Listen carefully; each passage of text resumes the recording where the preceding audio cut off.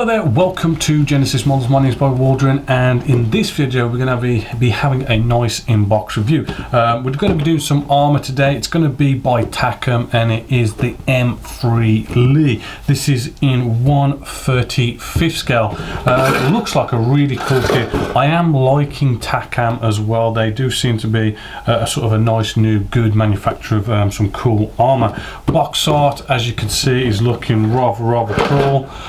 We sort of have a look around the side. It shows off a couple of different markings and what's in here. We've got decals, we've got a bit of photo etch, rather cool. This kit is around about the £40 mark, so you know, it's sort of not cheap, but it's not expensive. But then there is quite a fair bit of plastic inside here for your money. This was also a new tool in 2017, so we know we've got all that sort of modern tooling going on. So if we just bring you in, we'll start off with the whole section just here, and already you can see we've got lovely raised bolts going on here, which sort of really shows off that lovely detail, and it's all nicely on the underside, which sometimes you don't get with some models, but apart from that, looking rather good. We've got our actual turret just here, and if we sort of look at this, we can see we've got this sort of rippley effect going on, which is sort of basically showing you that kind of textured thing going on. I am seeing maybe at the top here sort of like when they've sort of cut it off the sprue just on the top, so you might want to be taking care of that. So just remember, because actually it does seem like, looking at it, that's the only place where it's been cut off of the sprue. But again, looking quite good. We've even got some writing just on there. I don't know how well you can pick that, maybe bring the light in a little bit better. There we go, you can probably just see that little bit of writing on there. Rather cool. We've got a fair few sprues just in here. The surface detail, again, just like on the bottom side, the plastic feels quite smooth, and then you've got these nice big raised bolts and everything, and all our hatches looking rather good. Moving along again, nice bit more surface detail. We've got some axes and tools along here also. Let's love it or hate it. I know there is a lot of different ways people like their tracks to be. Some people like the rubber ones, the ones where it's just lots and lots of single ones. This one is one of these where we sort of get the majority of it in big strips, like you see here, and then we have a couple of little ones where we then sort of wrap it around. Looking at it, it is very crisp. Hopefully, as you can see there, really sort of nice detail, really nice and crisp. We turn it over. Sadly, I mean, there is a fair few ejector pin marks. I mean, if you look sort of closely, they're little tiny circles. They do seem a bit raised as well, and they are, to be fair, just littered all over this. Even on the single ones, there's like one ejector pin mark each side, and if we rotate down the light, you might be able to see them. But there's like an ejector pin mark either side. Potentially something you're going to want to take care of depending on what level you want this model to be. I've got two duplicate sprues here, and on this we have all our lovely running gear and stuff, well, mostly anyway. I think this is the idle wheel. Again, very crisp, you know, very sort of sharp. Got running road wheels just here. We've got our drive wheel as well, showing off some nice bolts there, nice and raised and stuff. And then we've got all sorts of little details going on with that. As I say, that is a duplicate kit. Some really sort of fine circles here. Not sure where those are going, but they are very fine. You want to be careful now. I can just imagine these breaking quite easily. And then we've got some more surface detail here. We've got like the top part of the hull where the turret goes on. I'm again seeing the lovely surface detail, even down to inside here. These are like screws, and you can actually just see where the flathead of a screwdriver would sort of fit in there. So it's really going down some nice detail just in there. We've got our tow rope as well. Good detail on there. Flash is pretty sort of non-existent on this, but it should be for a 2017 new release. Right, all looking good. Some more track linkage just here as well. Turn it over again. You know, we've got these ejector pin marks either side of each track link as well.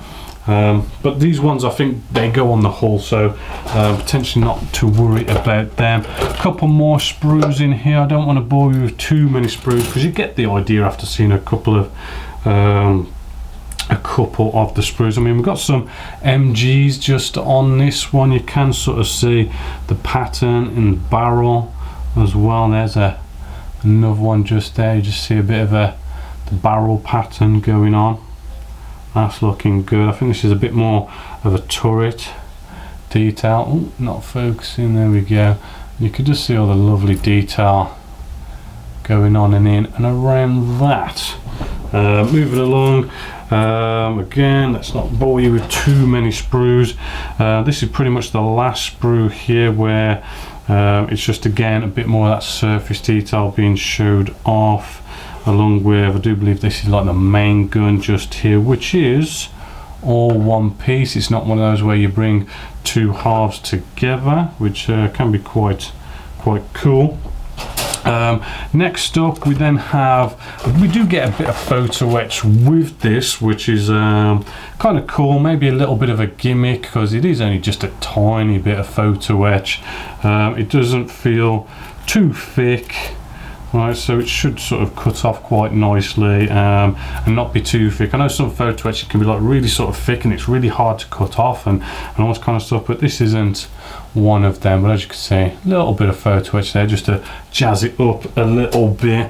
But I know some companies, some companies that put a little bit of photo etch in there and that can go off and go, oh, this kit has photo etch in it. As I say, can be a bit of a gimmick. Then we have some clear parts here, which I think look like just lenses for some lights or something like that, only just a little bit, and they look nice and crystal clear. We have our decals, which they are made by Takom by the looks of it. They do feel really thin, actually. I mean, they might be a little bit too thin. You might have to be really careful of like them folding and tearing and stuff, because I am feeling they're thin. But again, you can't really tell what a decal's going to be like until you actually use them. But you know, they look like they are going to be rather nice. The colours, you know, they look nice also. But when it comes to tanks, there's not much in it when it comes to decals, although there does seem a lot on here. You do get a lot of options for a lot of different markings. So if we just have a quick look at the instructions, which is a very small booklet, so I'm going to actually have to zoom in on the top cam for this. Right, so we've got sort of like a sort of a colour booklet-ish going on here.